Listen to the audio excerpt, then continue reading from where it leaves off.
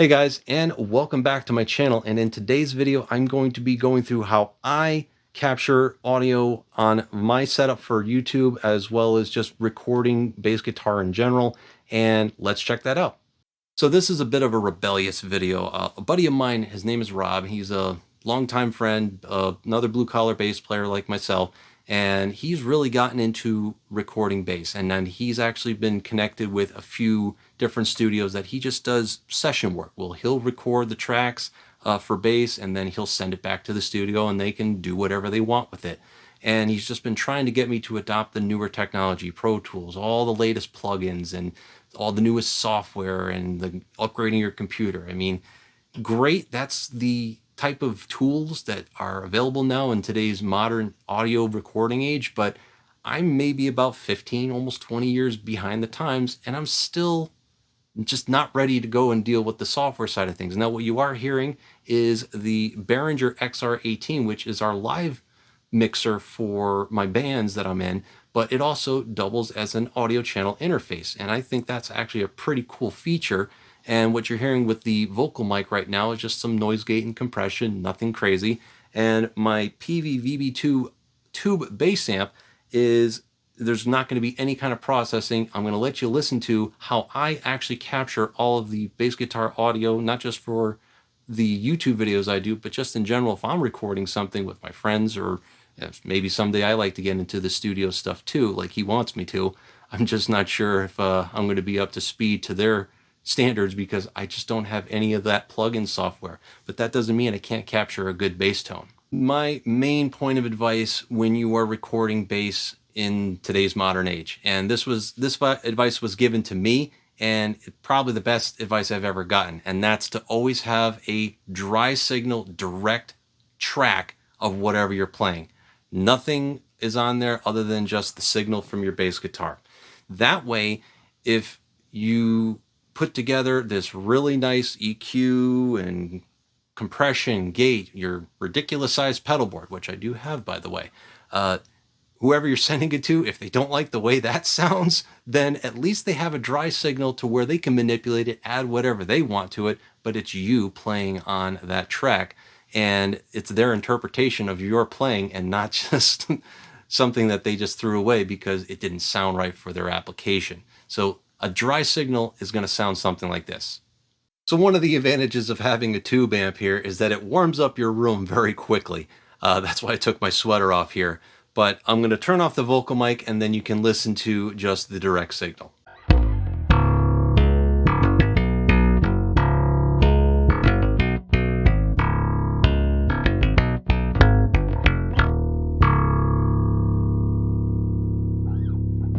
So right there is the direct dry signal, and the next method that I use is actually a little out of frame. Let me see if I can show it to you.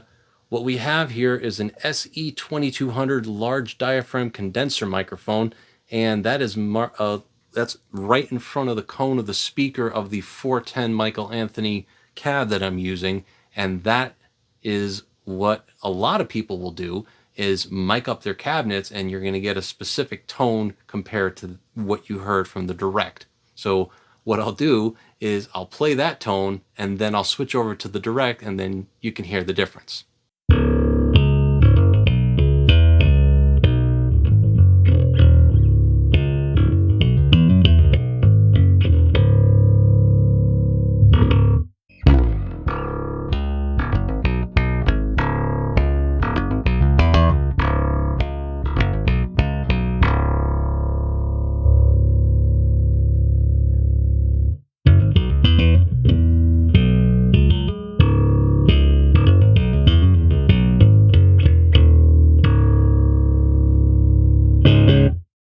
So as you can hear, you have a different tone altogether coming from the microphone that's in front of the cabinet. It's also picking up your EQ, whatever your EQ is set to. You're picking up not just the tube preamp section, but also the tube power section, and it's going to respond differently. Now, that's the interesting thing with a tube amp, is that it's going to respond under your fingers with the strings differently than if you would with a plugin.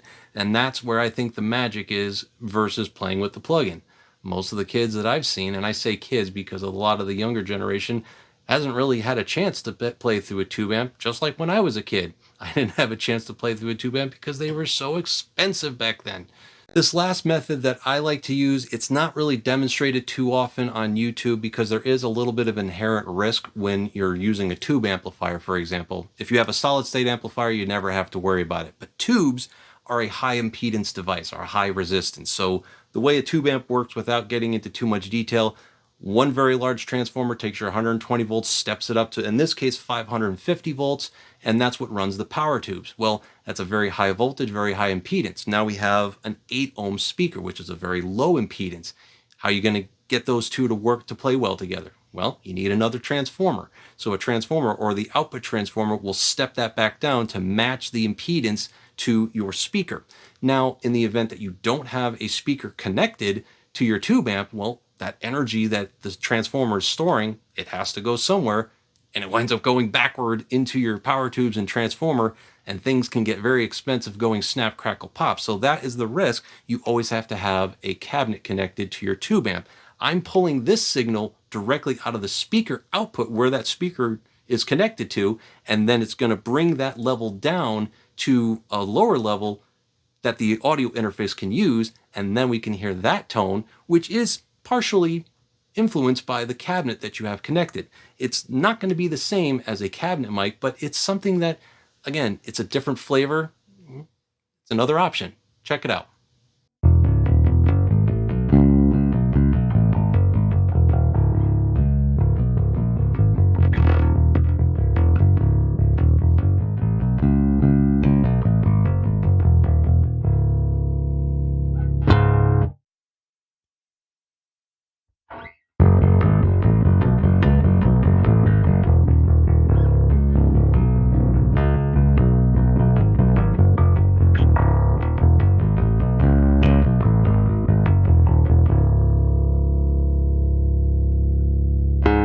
So the other cool thing that now we have the capability of is that now we can take all these signals and blend them together to get a different type of tone altogether. So what I'll show to you next is the cabinet mic and then the speaker out from the DI box there. And you can blend those two together, and then you can hear a slightly different tone. Again, opens up the possibilities while still retaining that direct signal on that separate track should they want to use that.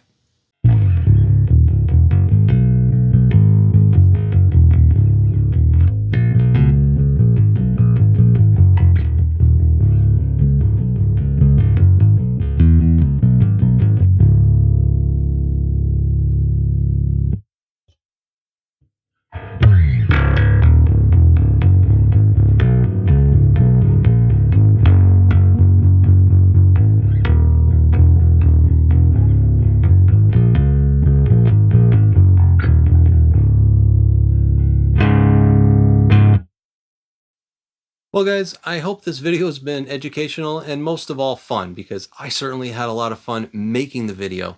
And the methods and techniques that I showed today with the tube amp is just one of many different options that are out there. I'll even concede to the point and say, look, software emulators and plugins are still going to get you a great bass tone.